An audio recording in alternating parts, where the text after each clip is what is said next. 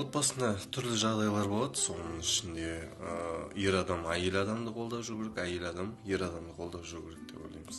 Себебі оның барлығы қалай болғанда да балаларға әсер етеді. Балалар әрине үлкендерге қарап үлгі алады, солай тәрбиеленеді.